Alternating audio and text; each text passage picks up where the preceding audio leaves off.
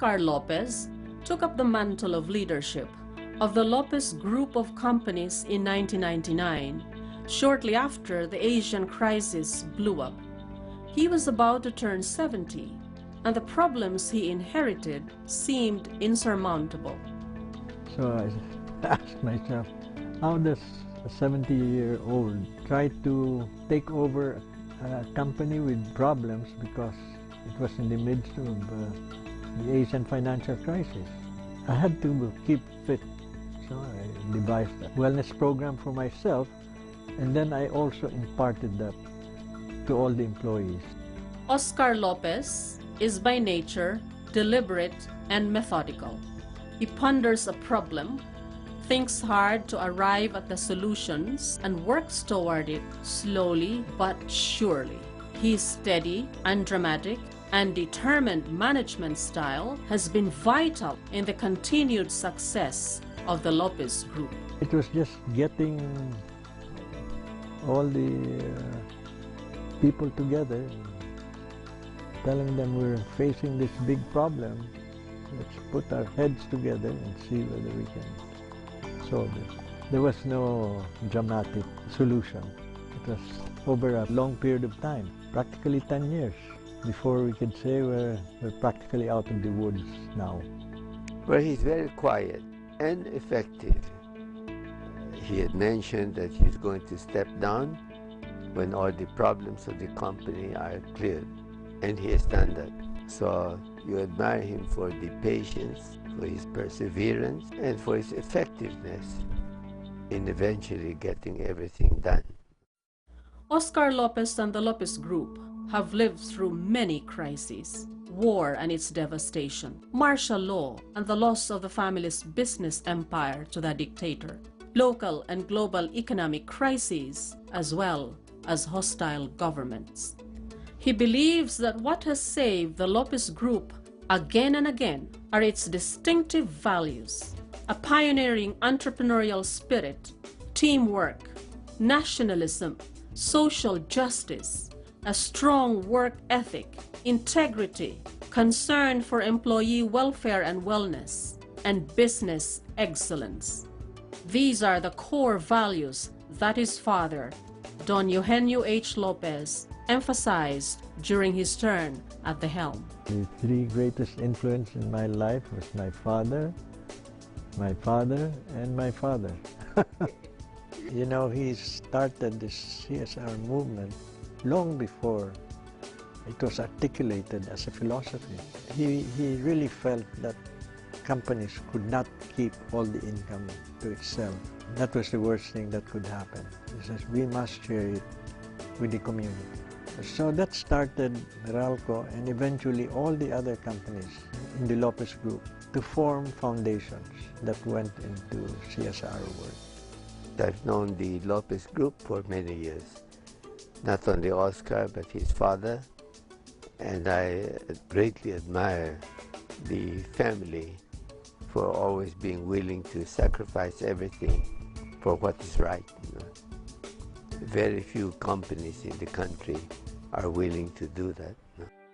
Like his father, Oscar believes that the Lopez Group must strive for goals larger than just profit. Business excellence, while important, is not enough.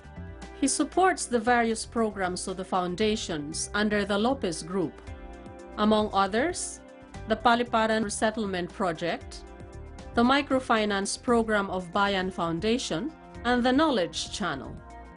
He has also been a generous supporter of the Ateneo de Manila and its educational mission. He is a lover of books, history, and culture. Thus, he gives full support to initiatives in those areas, such as the Lopez Memorial Museum. The museum was set up by his father, Eugenio Lopez Sr. But my father felt very strongly about the museum, most especially the library and its archival holdings. So. But of all his advocacies, he is most passionate about caring for the environment. When I came into this business, I imparted love of the environment, you might say. It was good that some of our businesses turned out to be green, very green. Like we took over EDC, which was into geothermal.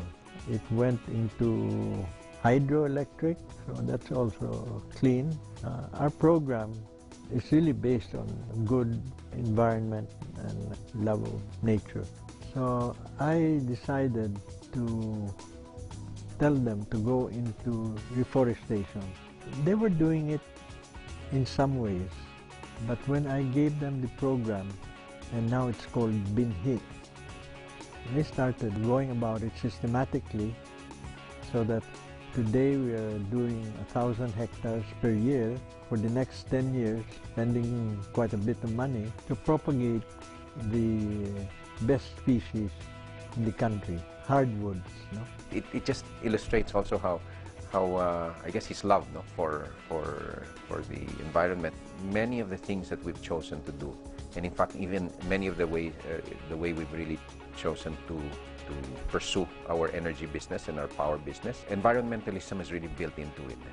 And it's built into it in such a way that you can make an impact on both, no, the environment and then also on the business. But I have a bigger goal. Binhi will tackle 10,000 hectares in 10 years.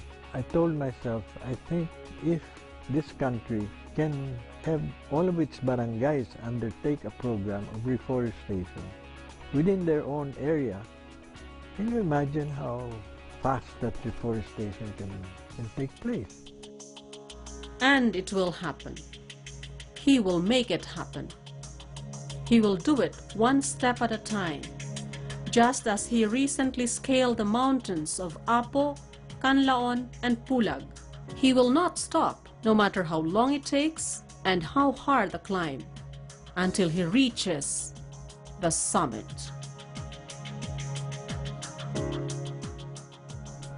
I like to think that these values that I am trying to impart now, contained in this small card, will help us get to the next century or 2 centuries from now, if we follow it. All these values.